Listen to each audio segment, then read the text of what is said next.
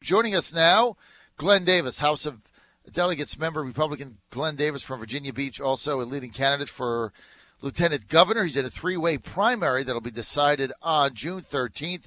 This is a Republican primary, three candidates running for lieutenant governor. Plurality wins. Don't need a majority, don't need 50% plus one, no runoff. You get one vote more than anybody else. You're the nominee. That's it. Fait accompli. Three candidates are with me now. House of Delegates member and entrepreneur Glenn Davis, Senator Jill Vogel from Fauquier County, and Senator Bryce Reeves from Stafford County. Glenn Davis, good to have you with us, man. Morning, John. I was just listening in all the information that you've been sharing on Hospital Week. Thank you so much for what you're doing out there, sharing the information and supporting the hospitals. I know. I love hospitals. I love Hospital Week. And just so everybody knows, for the record, I'm opposed to derailing COPN, which is Certificate of Public Need, because that will hammer and devastate otherwise financially unstable rural hospitals. So just so you know, if you become lieutenant governor, I'm going to be saying don't do anything to COPN. So now that we got that off the table and you know my position on it, Glenn, we're not going to talk about that now. Talk about your campaign. Well, John, you and I see eye to eye. The hospitals have been very reasonable about some of the reforms that they would support. And, I think I'm the only candidate I know I'm the only candidate for lieutenant governor that agrees with you on that one. That's right. You're the only candidate that agrees with me. And, Glenn, we're both right. Yep. Once again, you're a beacon of the truth. Okay, Glenn Davis, campaign. A lot of people saying Jill Vogel just went up on TV with a big buy. I saw her ad the other day. So one of your opponents goes up. I think Reeves went up, $25,000 buy, more of a PR thing. A lot of people saying, okay, no money. Glenn Davis, how do you win? Give us an update. Tell us where you are. Tell us about your debate Saturday. Give us the Glenn Davis campaign scoop skinny. Sure. Well, John, we're doing great. The last poll that came out a couple weeks ago with the undecideds, if they had to vote 2 weeks ago, we were still up in the polls by 3 points, which was great. Actually, the sampling size was 2,160 fully completed survey across the Commonwealth, all scientifically done, which is over 2 times the size of the CNU poll. So we feel good. We had a great debate in Isle of Wight just recently, this last weekend. That was wonderful. And, people ask, how are we going to do it? They're up on TV. And to tell you the truth, John, they're doing our work for us. I told you 7 months ago on the radio that we won already. Our message is resonating. It's what's winning. And my opponents are pivoting to we need to make Virginia number one again for jobs and business. The problem is unless their consultants can make them a better Glenn than I am, they can't get there. That's a bridge too far, and that's what they're running into. And then even recently, I'll tell you, John, Jill has been out there, claiming she's the only one not running negative attack ads and not running negative attack ads. And, she hammered it this last debate over the weekend. And I've been seeing these ads popping up going negative on me, trying to talk about these tax hikes I support. It was Bob McDonald's transportation plan back in 2013, but it's being, all these, 13 different taxes. And I just thought maybe Jill was running through a supporter, and, I'm not going to get involved in that. Until yesterday, when a blog site goes down, finds that ad, and on their own, on a different article, actually drills down and finds a way to find out who's running the ad. And it's Jill Vogel running 2 attack ads on me with no disclaimer. So, it's kind of, I don't know what the right word is. Maybe it's disingenuous is the right word. For her to be going around claiming that she's not running attack ads when she's just running attack ads without disclaimers. All right, so go ahead and explain to the audience, because this is hard to do. If we were on TV, we could just show the video. Or if I was doing a column, I could show it. But on the radio, you're going to have to explain this. I know you sent it to me last night, and I did look at it. And these are basically social media ads, right? Right. So if you live, it looks like if you're a Republican in Virginia Beach over 35 or support Ed Gillespie, you'll actually see these ads that Jill's running against me. And the ad pops up, and one of them looks like it's coming from the Pilot Online. It actually headline says Davis launches attacks to distract from his record, and it basically she rewrote the Pilot Online headline of an article I did back in 2014, just like Corey Stewart was did, a few months ago to one of his opponents. And if you go in the upper corner of that ad and you click on it, it'll say, don't show me any more ads like this. And it'll also say, why am I receiving this ad? If you click on why am I receiving the ad, it'll tell you who's running the ad. It'll link to their profile and tell you what demographic they're looking for. So Jill's thinking, I can't hack into her Facebook account, nor would we ever try, so I'll never be able to tell who's running these ads against me. What she didn't realize is if you go to stop getting these ads, it actually tells you who's running them. And they're coming straight from her account with no disclaimer, looking like they're coming from Pilot Online, the Virginia Pilot in Hampton Roads. Wow. Okay, now you're at a debate in Isle of Wight. I've got this clip here I want to play where the senator said that she was not running negative ads. I've got this one clip here, and I'm going to give her equal time when she comes on tomorrow. This clip where Senator Vogel says in a debate on Saturday in Isle of Wight that she is not running negative ads. Now, Glenn Davis finding evidence that she is, and the evidence that you sent me is clear. And again, so you get the ad, you click to stop the pop-ups coming, or you stop the ads, and then you can go link to who sent it. And it is, as far as I can see, being sent by the Vogel campaign without the disclaimer, which, look, I mean, the Senator Vogel can run as many negative ads as she wants. That's her discretion. But I think you got to own up to it. That's all. Own up to it and say it is what it is. I want to talk about your record. By the way, you did vote for the 2013 transportation compromise. I call it a compromise. You want to call it a tax. It is what it is.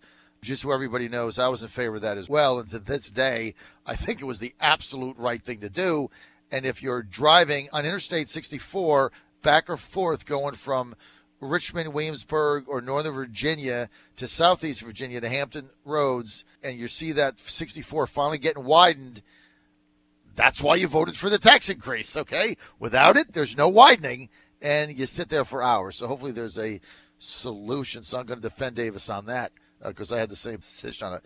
This is Saturday's Lieutenant Governor's debate in Isle of Wight. Who's A+ rated by the NRA. I was endorsed by the VCDL PAC, and I'm the only candidate in this race who has never attacked my opponents. I've never run one negative ad, and I promise you, people appreciate that. Okay, Glenn Davis, so John, how do you respond to that? Look, I don't mind having people run negative ads. I mean, this is politics. I expect especially when you're the front runner, I expect the people to put a bullseye on your back and come after you. So I don't mind it at all. And the fact that she's coming after me just means we're leading. I have a problem when an ethics attorney goes out there, claims that she's not running any negative ads, that she never would run any negative ads, and then turns around and runs them without disclaimers. And, John, I'm not an attorney, but looking at the code myself, it looks like that's in violation of the Virginia election laws. So that's, I don't know how you look at it, but that's pretty interesting, like an ethics lawyer, hiding from disclaimers so she can run ads and, basically claim to take the high ground by hiding from it. I got to tell you, I don't know why she would do that because, like, if I was running her campaign, I would have run the ads. I mean, you did vote for a tax increase. You are who you are. And so I think it's legitimate for the other candidate to point out your record. You have a voting record, and you were for things. And so they pointed it out. But I think it's also fair that you own up to that, right? I mean, right. Well, John, and I'll tell you what's interesting about that. I actually didn't get a chance to vote for it. I wasn't in the House of Delegates in 2013 to vote on this bill, but I was asked to get involved because I was on city council at the time, and it was such an important bill. And you remember how contentious it was? I actually voluntarily got involved and came out publicly when asked in support of this because obviously it wasn't a perfect bill, but it was finally a bill after a decade of trying that would help move our infrastructure forward in the Commonwealth. And like you said, we wouldn't have a widening of 64 right now. We wouldn't have the beginning of a widening of the Hampton Roads Bridge Tunnel if it wasn't for this bill. Northern Virginia wouldn't have some of the opportunities they have either. So, sometimes, even though it's not perfect, you still got to have progress. And that's why I voted for it. And what I said in the debate is I don't blame people if they don't agree with me. But if you're going to stand in the way of progress in the most important bill in a decade, you better have your own plan, because if you don't, just get out of the way. And both my opponents voted against it 4 times on the floor of the Senate. and did not have their own plan. All they wanted to do was put their head in the sand and just pretend like it would go away. And that's why I'm so passionate about my support of that, even though I didn't have to, I wasn't able to vote on it and didn't have to come out for it. And I don't mind Jill calling me on my record, so I'll stand behind it. But if you're going to do it, at least have the courage to put your disclaimer on there, like arguably is required by law. Well, I think you're right. And I don't think, I agree with both of you. I agree with the Vogel campaign that she had a right to run those ads and point your record out and let the voters decide. I agree with Glenn Davis because there was no disclaimer. I don't know. I'm not a lawyer. Don't know what the legal ramifications are of that, if they needed one or not. But she did say on that tape she was not running negative ads, and that's clearly a negative ad, unless I'm missing something. So I guess I can say alleged, but when I followed it back, it seemed to lead back to the Vogel campaign, right? Unless there was something here that I'm missing. And there's another one, too. She's running another one.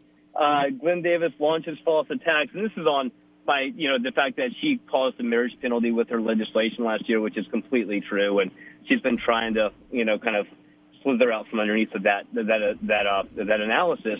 But she launched another attack on Facebook, similar scenario, runs ad, no disclaimer. You do the background check, and sure enough, they're coming up attached to her campaign. So, if it's once, then you forget the disclaimer. Yeah, I'm not going to nitpick. But now it's twice, and then I find an ad that she's run in favor of herself, and of course that's got a disclaimer on it. So, it's one of those things where if you're going to go out there and say, I want to handle ethics reform, I would just expect a little bit more. All right, Glenn Davis, I got a couple more minutes. Let's get to policy now. In the 3 minutes I've got, 2.5 minutes I got remaining, what are the biggest policy differences right now between Glenn Davis and Jill Vogel, both running for lieutenant governor? Give me a couple big ones. I've got a plan. I mean, she talks as a 30,000-foot view that she's going to help with tax reform. Go to my website, go to my YouTube pages. You can see the tax reforms that I've been working on and am working on. Go to the House of Delegates website. Look at my prior bills going back to 2014. You'll see tax reform legislation, bills every year, and bills to help small businesses. I can count Jill's over 4 years on less than two hands. And I'm not being, it's not me, really being negative. Jill's got great bills out there. Don't get me wrong. She's passionate about other things, and she does a great job. But you can't get up and say the most important thing in 2018 is tax reform, and I'm going to lead on tax reform, and never have talked about tax reform until you decided to run for lieutenant governor. And then when you decide to actually practice it last year, you get it wrong and hurt working families and married couples. So I'll tell you, John, what we agree with is that tax reform is the most important thing in 2018. After that, we are completely 180 degrees apart. I've got the plans, I've got the experience, and I've got the background to truly make a difference to make Virginia number one again for business and job growth. Okay, let's get to Medicaid expansion. There is no way that these states that expanded Medicaid, Glenn, are not going to get funded. I mean, the senators in the red states have already said that. It's all going to get funded. Everybody's going to get funded except us. I've taken the position, why not just take the money? It's going to get paid out to everybody else. Are we going to be behind like Mississippi? Now, I know this is a political football, but how do you solve this problem? Because we're going to end up with a block grant and be worse off than we are now in Virginia. I know, John. This is the thing where you can't wait till the fire's getting ready to burn down your front door before you decide to make a move. In 2014, I put together a bill with Tom Russ that would have reformed Medicaid. You just can't put more good money into a bad and broken system. We were reforming Medicaid so that it was going to make people more accountable, get rid of waste, fraud, and abuse, help people walk off Medicaid. Because right now, as we discussed, that if you make $1 more than the allowable limit, you lose all your benefits, so people can't come off. So it would have allowed us to reform the whole Medicaid system before we ever looked at putting more money into it. We didn't go down that route in 2014. Jill Vogel and Bryce, they keep hitting me over the head. How dare I come up with a plan to reform Medicaid? And that's the other attack Jill's got going on me. But, John, that was the answer. And I'll tell you, if you look back in hindsight, that was the answer. We'd be better off for it now had we done it. And we'd actually have a Medicaid system that for once in over a decade would not be growing every year in the cost of the Commonwealth and the number of people inside the system every year. Medicaid's been expanding every year going back to 1997 under Joe Vogel and Bryce Reeves. And my first year in office, I put together a plan to decrease spending on it and the number of people inside the program. But that ship sailed. And now, you're right. Washington's making decisions, and Virginia's going to be stuck. All right, we're out of time. I want to thank House of Delegates member Glenn Davis for being with us today. It's Hospital Week here in Virginia. We're live at the Virginia Hospital and Healthcare Association, fighting for hospitals here in Virginia, making a big difference. Now, if you want more information on Glenn Davis, go to davis4lg.com, davis4lg.com.